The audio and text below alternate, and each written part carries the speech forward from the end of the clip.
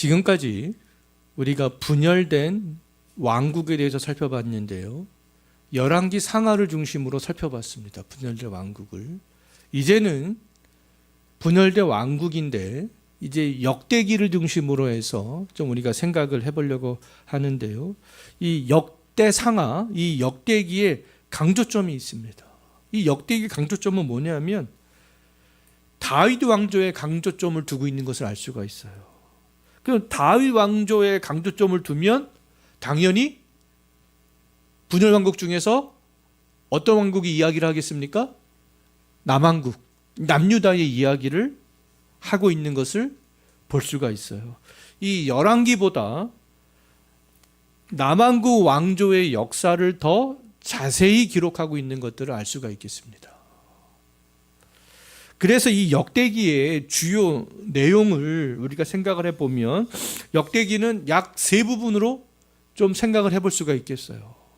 첫 번째는 역대상 1장부터 9장까지인데 1장부터 9장까지는 족보에 대한 이야기를 길게 하고 있습니다. 또 두 번째로 역대상 10장부터 역대하 9장까지인데 다윗과 솔로몬의 통일왕국에 대해서 이야기를 하고 있어요. 또 역대하 10장부터 역대하 마지막 장이 36장까지는 이제 분열왕국 중에서 남유다의 왕들에 대한 이야기를 이제 중점적으로 하고 있는 것들을 볼 수가 있겠습니다. 자, 역대기 주요 내용 중 첫 번째인데요. 족보에 대한 이야기들을 하고 있는데 이 족보의 이야기를 길게 하는 이유가 있습니다. 우리가 족보만 나오면은 따분해하고 지루해하는 경향이 있는데 그렇지 않고요. 족보는 굉장히 중요합니다. 창세기에서도 이 족보가 굉장히 중요했잖아요. 인류의 역사의 계보를 알 수 있고 거룩한 계보를 알 수 있습니다. 이 역대기 족보를 통하여서 이 강조하고 있는 것은 뭐냐면 연속성을 먼저 강조하고 있는 것을 볼 수가 있습니다. 무엇에 대한 연속성이냐라고 했을 때 남유다는 포로 이전과 포로 이후로 구분할 수 있잖아요. 바벨론에게 멸망하기 전과 바벨론에게 멸망한 이후로 구분할 수 있습니다. 그런데 이 족보의 이야기를 가만히 들여다보면요. 포로 이전과 포로 이후의 이스라엘이 다른 이스라엘이 아니라 하나의 이스라엘이다라는 것들을 지금 강조하고 있는 거예요. 하나님의 다 언약 백성이라는 것들을 강조하고 있는 것이죠. 그래서 이 연속성을 굉장히 이 족보를 통하여서 강조하려고 하는구나 라는 것을 알 수가 있겠습니다. 그럼 하나님의 관심은 어디 있다라는 겁니까? 하나님의 언약 백성에 있다라는 것을 알 수 있어요. 이 족보가 그렇게 이야기를 해주고 있는 것이죠. 완전히 다른 나라, 다른 민족이 아니다. 포로 이전이나 포로 이후나 같은 나라, 같은 민족이야. 하나님의 언약 백성이야 다. 연속성 가운데 있어. 그것을 보여주고 있는 거예요. 또 이 족보가 보여주는 두 번째는 뭐냐 하면 온 이스라엘을 강조합니다. 남유다뿐만 아니라 북이스라엘까지 강조하고 있는 것을 볼 수가 있어요. 왜냐하면 이 족보는 남유다의 족보만 다루고 있는 것이 아니라 북이스라엘에 속한 지파들의 족보도 다루고 있기 때문에 그렇습니다. 그래서 남유다의 족보도 다루고 북이스라엘의 족보도 다룸으로써 하나님의 관심은 어디 있다라는 것을 알 수 있어요. 온 이스라엘에게 그럼에도 불구하고 하나님의 관심은 있구나 라는 것을 이 족보를 통하여서 알 수가 있는 것이죠. 그 다음에 이 족보를 통하여서 세 번째로 알 수 있는 것은 뭐냐 하면 다윗 왕조가 강조가 되고 하나님의 성전이 강조가 된다라는 것을 알 수가 있습니다. 왜냐하면 2장부터 4장까지는 다윗 왕조의 족보에 대해서 쭉 이야기를 하고 있기 때문에 그렇습니다. 그리고 또 6장에서는 성전에서 봉사하는 레위 지파의 족보에 대해서도 언급을 하고 있거든요.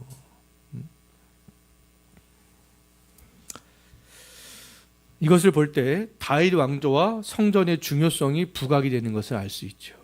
그래서 우리는 이 족보 이야기를 통하여서 세 가지가 강조가 되어지는구나 라는 것을 알 수가 있습니다. 포로 이전이나 포로 이후나 다 연속성이고 온 이스라엘을 강조하고 있고 그 중에서도 이 다윗 왕조와 하나님의 성전 중심을 강조하고 있구나. 라는 것들을 이 족보의 이야기를 통하여서 알 수가 있겠습니다. 그럼 다음부터 우리가 역대상을 1장부터 9장까지 읽을 때 족보의 이야기가 나오면 우리가 무엇을 기억하면 되겠습니까?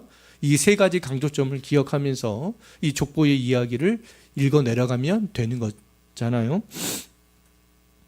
자, 이제 역대기의 두 번째 이야기는 다윗과 솔로몬의 통일 왕국에 대한 이야기가 되겠습니다.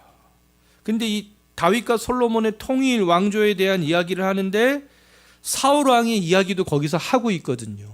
근데 이 사울 왕과 대조가 되는 것을 볼 수 있습니다.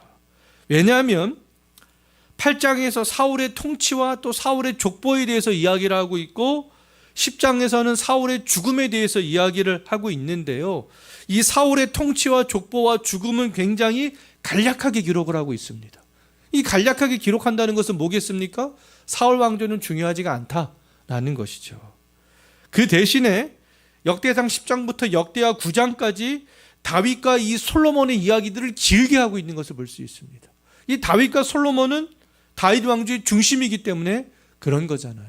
남유다의 중심이기 때문에 그렇습니다. 그래서 사울 왕과 대조를 시키고 있는 것을 볼 수 있고, 그 다음에 또 두 번째로는 모든 왕들의 모형을 제공하고 있는 것을 볼 수 있죠. 이 다윗과 솔로몬의 통치는요, 성전 중심의 사회, 또 하나님의 중심의 어떠한 그 예배, 이런 것에 있어서 후대에 이제 모든 왕들에게 기준점들을 딱 제시해 주는 것을 알 수가 있겠습니다. 근데 모든 왕들은 다윗과 솔로몬을 표본을 삼아야 되는 거잖아요. 근데 솔로몬 이후에 북이스라엘 쭉 갈라지고 남유다로 쭉 갈라지게 되잖아요. 북이스라엘은 단 한 명의 왕도 다윗과 솔로몬은 따라간 적이 없습니다. 근데 남유다의 왕들은 따라가는 왕들이 있잖아요. 다윗의 길로 갔을 때 따라가는 왕들이 몇몇 왕들이 있었습니다. 그 다음에 역대기에서 이제 역대하 10장부터 36장까지 강조하고 있는 것은 이제 분열 왕국 중에서 남유다에 딱 집중하고 있는 것을 볼 수 있습니다.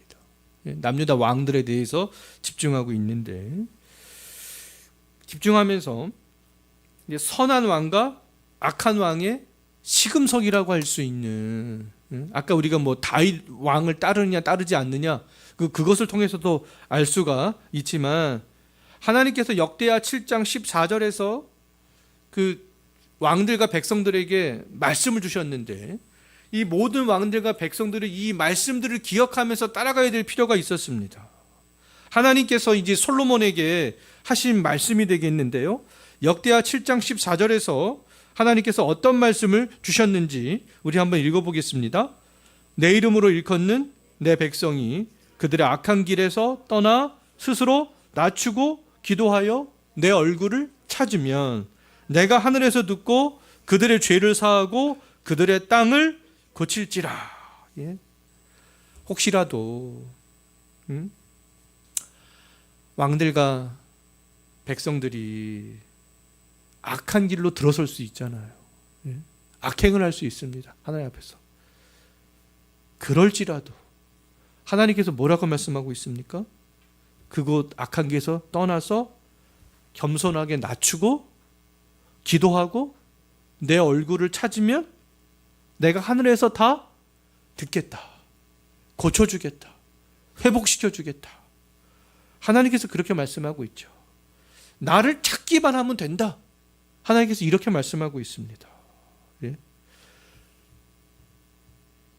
이런 것들이 선한 왕이 가야 될 그런 길이었던 것. 선한 왕은 그렇게 했습니다. 악한 길에서 들어섰을지라도 다시 하나님을 찾는 것을 볼 수 있어요. 하나님을 찾고 다시 다윗이 갔던 그 길로 가는 것을 볼 수가 있겠습니다. 근데 악한 왕들은 겸손하지 않았습니다. 하나님 찾지도 않았어요. 그래서 이제 역대하 10장부터 36장까지를 보게 되면 순종하는 왕과 불순종하는 왕의 이야기들이 쭉 나오는데요. 순종하는 왕, 순종하는 왕들이 어떤 일들을 했냐면 하나님을 찾고 부르짖고 하나님 중심적으로 하면서 성공하고 번영하는 것들을 볼 수 있습니다. 또 많은 건설 사업들을 하는 것을 볼 수 있어요. 또 많은 수의 자녀들을 두는 것을 볼 수 있습니다. 또 백성들의 지지를 받는 것을 볼 수 있어요. 또 많은 군대, 강력한 군대를 갖게 되는 것을 볼 수 있습니다. 하나님의 말씀에 순종하는 왕, 하나님을 높일 수 있는 왕, 그런 왕들은 이런 길로 가는 것을 볼 수 있고요. 또 불순종하는 왕들에 대한 이야기가 또 쭉 나오잖아요. 그 불순종하는 왕들의 그런 업적들, 특징들을 보게 되면 전쟁에서 패배합니다. 그들은 또 건설 사업을 하지 않아요. 건설 사업도 하지 않고 전쟁에서도 패배하고 백성들의 반감을 삽니다. 백성들의 반감을 사고 병도 들고 또 하나님을 먼저 신뢰해야 됨에도 불구하고 하나님을 신뢰하지 않고 먼저 누구를 바라보냐면 더 강력한 나라를 먼저 의지하고 바라보는 것을 볼 수 있어요. 그래서 외국과 동맹을 먼저 맺는 것에 힘을 쓰는 것을 볼 수 있겠습니다. 이렇게 역대하 10장부터 36장까지는 이 순종하는 왕의 쭉 특징에 대해서 잘 알 수 있고요. 불순종하는 왕의 특징에 대해서도 잘 알 수가 있겠습니다.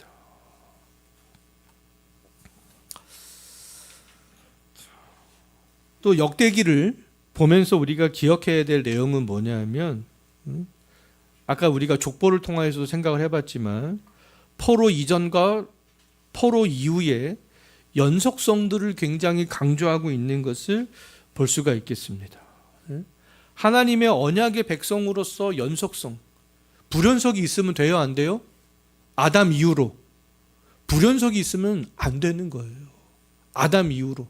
그래서 계속 경건한 계보에 대한 이야기가 창세기에서 하고, 애굽에서 모세를 중심으로 경건한 백성들이 만들어지고 그 백성들의 후손들이 여호수아를 중심으로 가나안 땅에 들어가고, 가나안 땅에 들어가서 사사들을 중심으로 하나님께서 은혜를 주시고 그들을 통해서 안 되니까 이제 왕의 시대가 필요하니까 하나님께서 사무엘을 통하여서 다윗이 기름 부음 받게 하시고, 또 왕들을 통하여서 하나님의 언약 백성들을 통치하게 하시고 지금까지 계속 그러시잖아요. 하나님의 언약 백성이 불연속이 있으면 안 되는 거예요. 오늘날까지도 마찬가지고 예수님께서 재림하시는 그날까지도 마찬가지입니다. 그래서 우리가 이 구속사적인 관점으로 성경 읽기는요, 하나님의 아담부터 하나님의 언약이 어떻게 연속적으로 쭉 이어오는지를 계속 살펴보는 가운데 있는 거예요. 그래서 이제 역대기를 보게 되면 포로에서 포로로 끌려갔다가 다시 회복이 되는데 그 회복이 된 공동체가 포로기 이전과 연속종이라는 것들을 강조를 하고 있는데요. 우리가 강조하는 것을 무엇을 통하여서 알 수 있냐면 포로에서 돌아와서 백성들이 예루살렘을 이제 재건하거든요. 그 재건하는 백성들이 누구인지를 보면 잘 알 수 있습니다.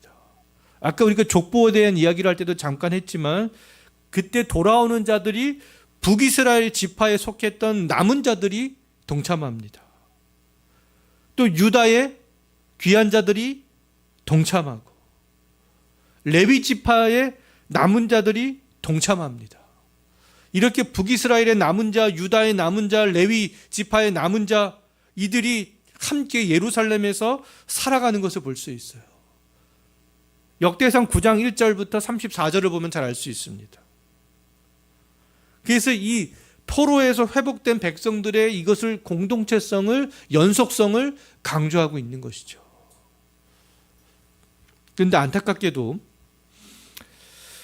역대상 5장 26절 말씀을 보게 되면 포로에서 회복된 공동체와 끊어지는 백성들이 있다라는 것도 알 수가 있는데 누구냐 하면 가나안으로 입성할 때 요단 동편에 정착했던 지파들이 있었잖아요.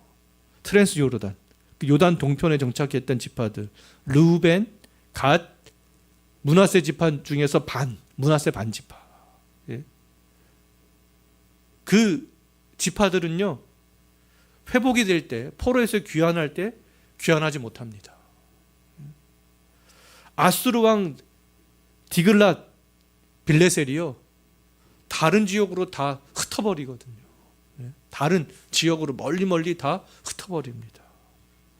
다른 지역으로 옮겨졌기 때문에 이들은 귀환하는 백성에서 빠지게 되는 것을 볼 수 있어요.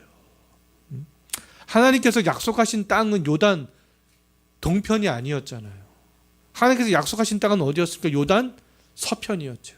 근데 이들은 굳이 자기들 마음대로 요단 동편에 정착하겠다. 하나님께서 그러니까 그냥 허락하시죠. 하나님의 마음에 드는 왕은 사울이 아니었는데 백성들이 요구하니까 하나님께서 그것도 그냥 허락하시는 거 아니겠어요? 그래서 이처럼 역대기는요, 이 연속성을 굉장히 강조하고 있는 것들을 잘 알 수가 있겠습니다. 연속성을 강조하면서 오늘 우리가 마지막 살펴볼 것은 역대기에서 하나님의 약속에 대한 희망으로 끝나고 있는 것을 볼 수가 있어요. 굉장히 희망적이구나. 하나님의 언약 백성이 희망적이구나.